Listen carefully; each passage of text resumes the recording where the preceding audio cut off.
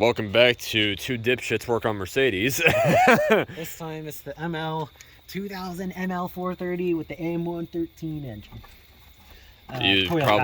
You may have seen our previous coil pack replacement video on the E350 from 2006. This one's a little bit more in depth, seeing as this engine has 2 spark plugs per cylinder, therefore 2 coil packs per cylinder. It's one coil pack module, so. Right, but there are 2 coils.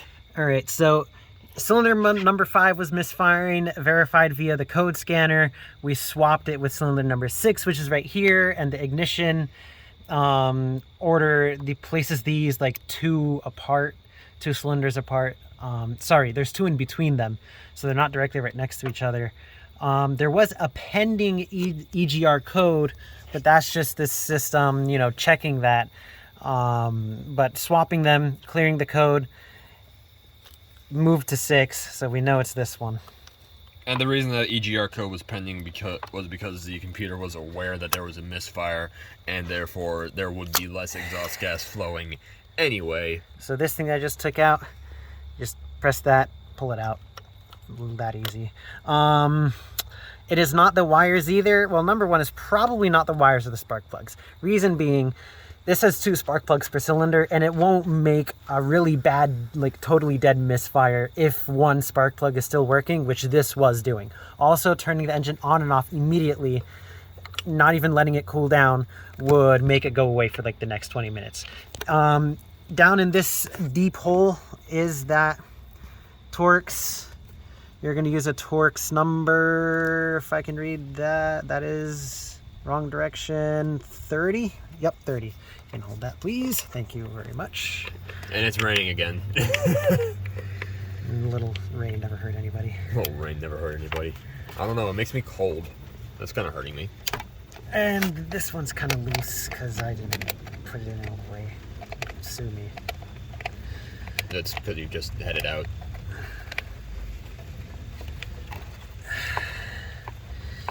Getting this one out is a little bit of a chore because of this thing that's in the way here. But now something that he mentioned was the firing order, and we actually didn't mention that in the previous video. But firing order matters because let's say that these 2 cylinders, while they're physically next to each other, they don't fire at the same time. You know, the firing order doesn't go 5, 6. It goes 5. Was it 4, 3, 6, or it whatever? was 1, 5, 4, 2. 2. That's what it was. So no, I don't think it was 4. Well, 2, either actually. way, 2 cylinders would fire in between these 2 cylinders firing, and the reason that matters is some misfire monitors aren't that accurate.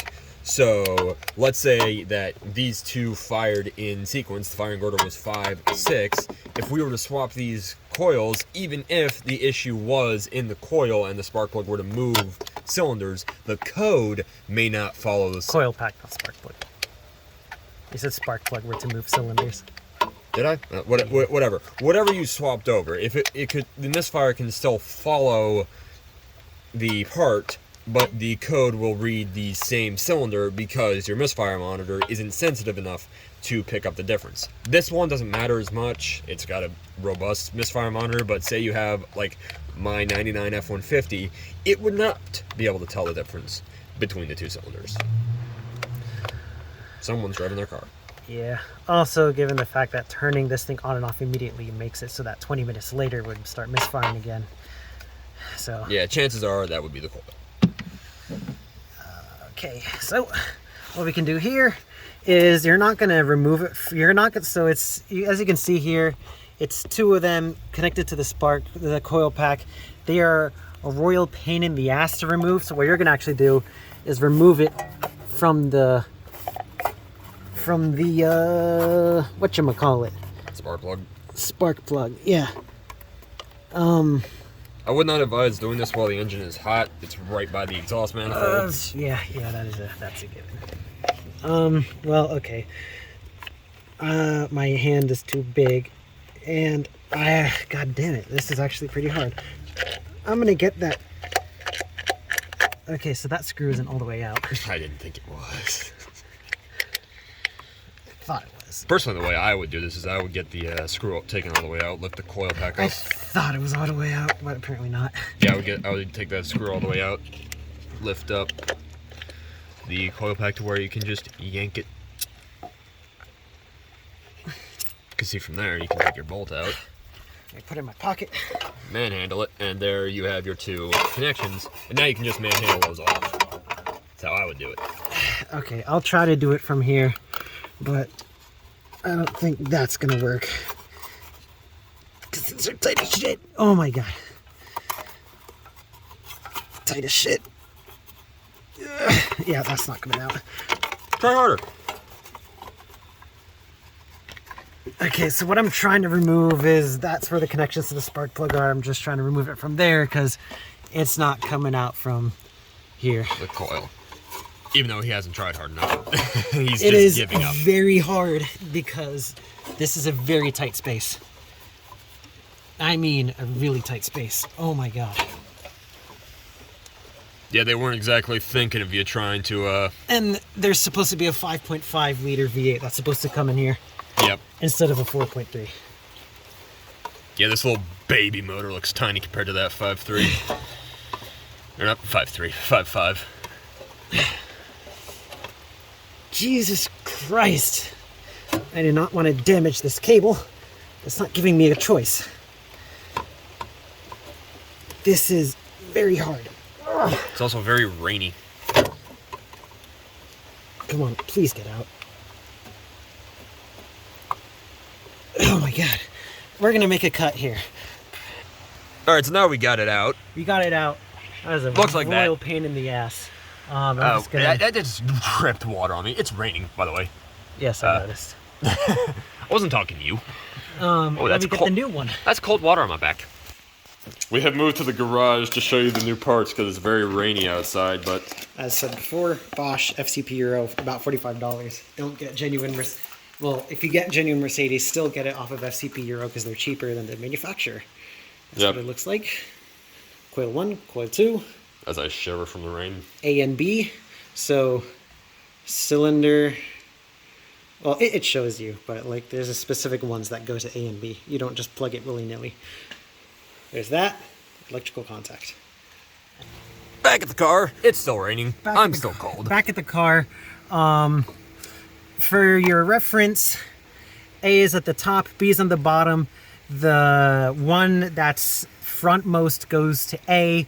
The rearmost for that cylinder goes to B. So... And your wires should have been in that position long enough to where they'll kind of have a memory. And like also that. they're physically two different lengths. Yeah. So, Anyway, so relatively hard to fuck it up. you're going to put it in. You're going to notice, you're not going to necessarily hear it, but you're going to feel a click. Yep. Oh, you can hear that one. Put it back in place. Get your screw. That, just stuff in their pocket. Yeah, just stuff it in your pocket. You don't need that. Coil pack definitely doesn't ground through the engine, which is what that little contact plate on the back is for.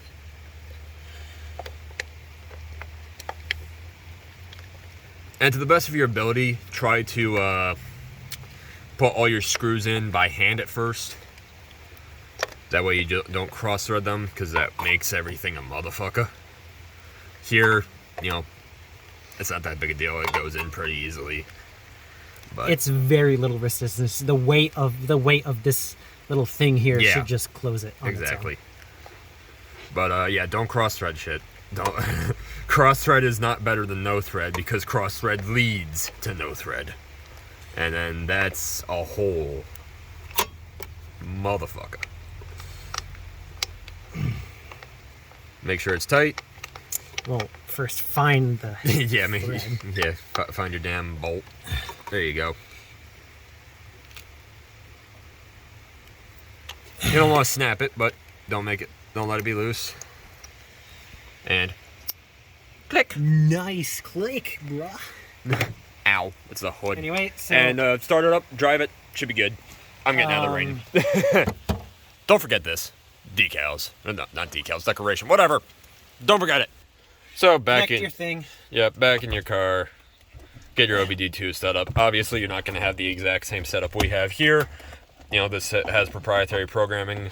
Now, if you have an M113 engine, the engine part, and well, of course, if you have an M113 engine, it is going to be exactly the same process for what we're doing here. The only different thing would be what car you select in the code scanner and where your OBD2 port is, but that is literally the only difference. And you can pretty well figure out what... Sitting when you're sitting in the car when your back's all soaking does wet. Not feel good. Yeah, you have a hole in your shirt. That's why I chose it for this job. Again, same process. Get your code ran.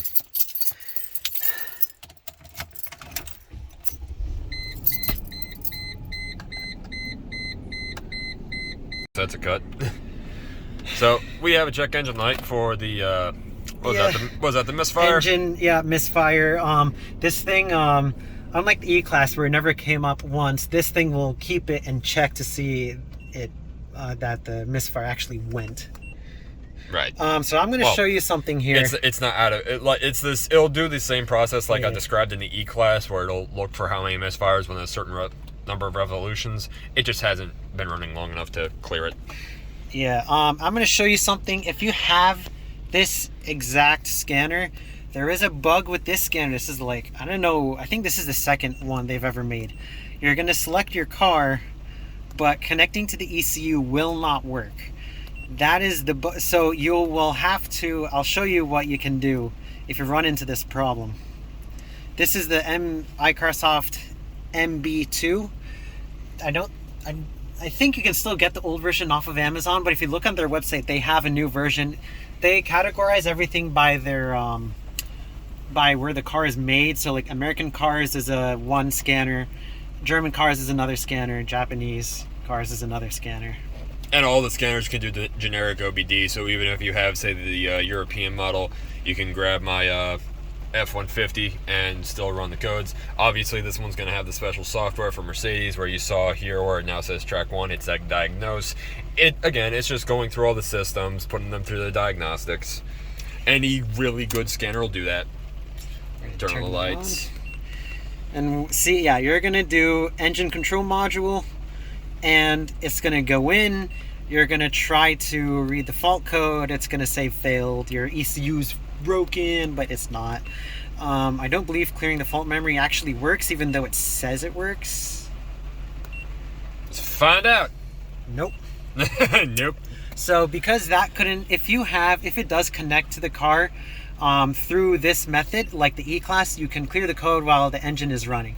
However, no, don't do it. No, you don't necessarily want to do it while the engine's running. Well, no, with their Mercedes, if it connects, as you saw in the E-Class, you can clear it while the engine is running. That's perfectly fine. If you go the normal OBD route, you're gonna want to turn off the engine. Yeah, key on, engine off. And then for anything. Key on, engine off. It's gonna look like that on your dash. For a little bit. Well, actually, it's gonna stay like that. You're gonna have all your lights. And then it's gonna actually, interestingly enough, tell you your fuel level. Anyway, you're gonna go on that one. Yeah, because the key's on. Every vehicle does that. It's gonna fail all of these. This is just the communication standard. The ML uses the very last one here. Yep. I don't know if other who is it? Your Hyundai is used CAN. As you can see, DCUs in this, it actually clearing it inside the Mercedes thing might have actually worked. No, because the light didn't come off. You might need no volt codes. Okay, no, it did actually work. It didn't come off. We'll restart the engine, see if it comes off. But reading it, you can't read it, but you can definitely clear them. That's something I just learned. So, interesting. Yeah, it's a bug. The newer version doesn't have this bug. And then, actually, now that you mentioned that, I remember we also have one of these for Fords that we just got, American cars, and that has a bug where if it's key on, engine off, it'll say something about it'll have a timing code. It'll have a timing code, key on, engine off. However, if you can do it while the key is on and it'll work perfectly, it'll be all accurate. Anyway, so you can unplug that. We're gonna restart the engine. And no check engine light. However, our low range transfer case motor is jammed because my mom never turned it on in 20 years. Yep, so it's not bouncing anymore. Let it idle. So you're cold rubbing it. Yeah, I know. Let it idle. It's less bouncy. It's a lot less bouncy, yeah. So yeah, that is that. So although I will say, when I initially put my foot on the gas pedal, it does vibrate. Like you feel that? It vibrates a little bit more. Well, so what we're talking about here is this vehicle at idle had a little bit of a bounce. You could feel it in the seat. It was a lot of a bounce. Yeah, you could feel it. It was noticeable. Of course, because the even if it wasn't totally misfiring, it was all misfiring a little bit at the very least. Right, because you see, here's our old coil pack. These are 2 coils. Each one of these has a coil in it. And now, actually, now that I'm looking at it, this one has a crack in it. So that's probably what messed it up. But since there are 2 spark plugs per cylinder, manufacturers don't just put that in there to make things difficult for technicians. They put that in there for a reason. So if only one of these plugs is firing, you're not going to have the smoothest operation, even if it's not a misfire, because you still have one plug firing. But it's not going to be the greatest burn on that firing. So what we're noticing here is just that the idle is significantly smoother, and that there's now a slight roughness when the engine first begins revving. My theory on that is this coil pack was bad for so long that that spark plug that wasn't firing like it should have been is a little fouled up. It might clear up, it might not. So if you have a coil pack go bad on you for a extended period of time, you may want to get your spark plugs replaced as well, because them not firing and just having raw fuel move through your system will foul up your spark plugs, and you can have a little bit of roughness or even a misfire if it's bad enough to where you're not getting spark. Yep. Anyway, mission accomplished. See you next time.